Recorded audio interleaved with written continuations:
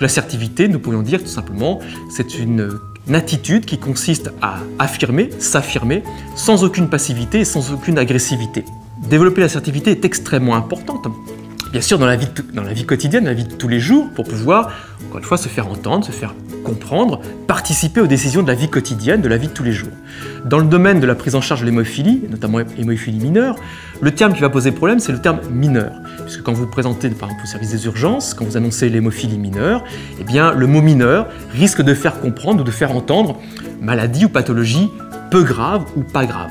En plus, vous êtes dans un contexte un petit peu particulier, c'est-à-dire que les urgences, il y a beaucoup de stress, vous n'apparaissez pas comme étant une urgence absolue, vitale. D'autres situations, d'autres patients autour de vous peut-être exigent vraiment une prise en charge beaucoup plus rapide que vous. Mais pourtant, vous êtes persuadé, et vous en êtes convaincu, à juste titre, que votre prise en charge est vraiment très rapide à faire.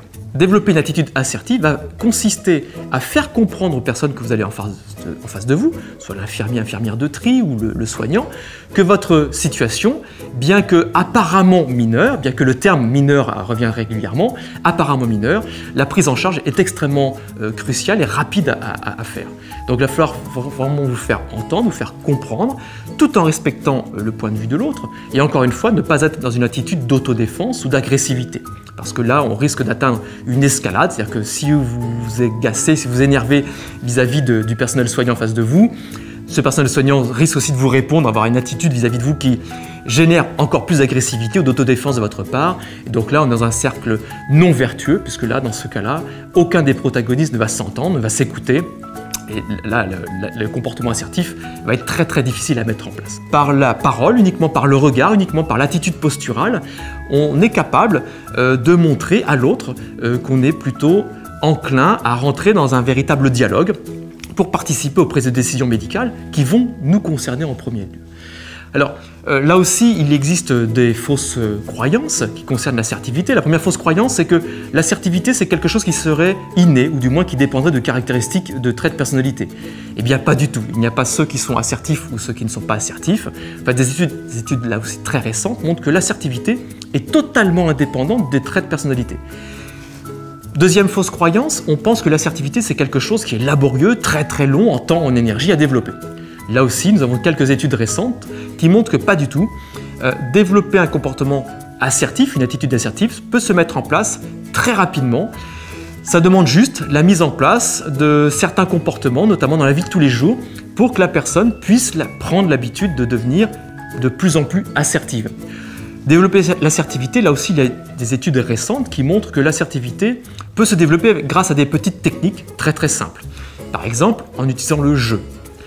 Deuxièmement, en évitant toutes les postures d'autodéfense. C'est-à-dire que l'autre n'est pas là pour vous juger ou pour vous malmener, mais si je me sens agressé, je vais avoir tendance à agresser l'autre, et là, je vais perdre ce dialogue réciproque. Troisièmement, accepter de ne pas changer l'autre. C'est-à-dire que l'autre, vous ne pourrez pas le changer. Simplement, ce que vous allez essayer de faire, c'est de faire en sorte que l'autre prenne mieux en compte votre propre point de vue. Et pour faire ça, il faut aussi que vous vous acceptiez de prendre le point de vue de l'autre. C'est à ce prix-là qu'un véritable dialogue réciproque pourra se mettre en place.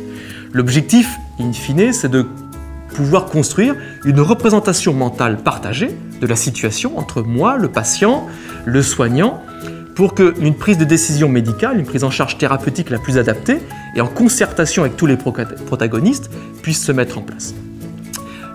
Autre élément aussi important à travailler dans l'attitude assertive, c'est le comportement postural, l'attitude, par exemple, du regard. Vous savez très bien que bien avant de parler avec un individu, son propre positionnement dans l'espace, son attitude, de son schéma corporel indique si on est vraiment dans une attitude plutôt agressive ou plutôt sur la défensive.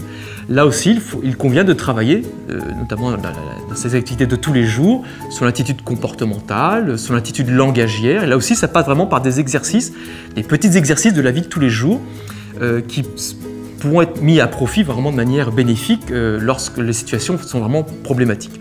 Alors, il existe aussi une étude récente qui montre qu'on a tout intérêt à développer l'assertivité, parce que développer l'assertivité permettrait aussi de réduire l'anxiété. Vous Vous savez très bien que ces situations-là, où on arrive aux urgences dans les milieux hospitaliers, c'est extrêmement stressant. La situation est stressante, on s'inquiète, on a peur, même si c'est d'autant plus si c'est pour un de ses enfants, par exemple. Eh bien, les études récentes montrent que plus on développe l'assertivité chez les patients, et moins ces patients sont anxieux. Donc vous voyez qu'il y a un lien direct entre devenir assertif, devenir de plus en plus assertif, et devenir de moins en moins anxieux. Alors, le résultat semble trivial, mais il était extrêmement intéressant à démontrer, puisque vous comprenez très bien que plus je deviens assertif, c'est-à-dire plus je deviens sûr de moi, plus je suis capable de m'affirmer, plus je montre que je maîtrise la situation, mais je maîtrise la situation tout en respectant le point de vue de l'autre, et bien dans cette situation-là, alors je suis de moins en moins anxieux, puisque la situation va devenir moins inconnue, moins anxiogène pour moi. Donc vous voyez, encore une fois, nous avons tout intérêt à développer l'assertivité, par des techniques très simples, qui passent par des techniques qu'on peut mettre en place aisément dans la vie de tous les jours, pour finalement faire en sorte que ces situations, qui sont des fois très anxiogènes ou très problématiques, on puisse les vivre de manière beaucoup plus sereine, puisqu'encore une fois, in fine, c'est bien la prise en charge thérapeutique et les prises de décision médicales qui doivent être les plus pertinentes et les plus adaptées à tous les protagonistes de la situation.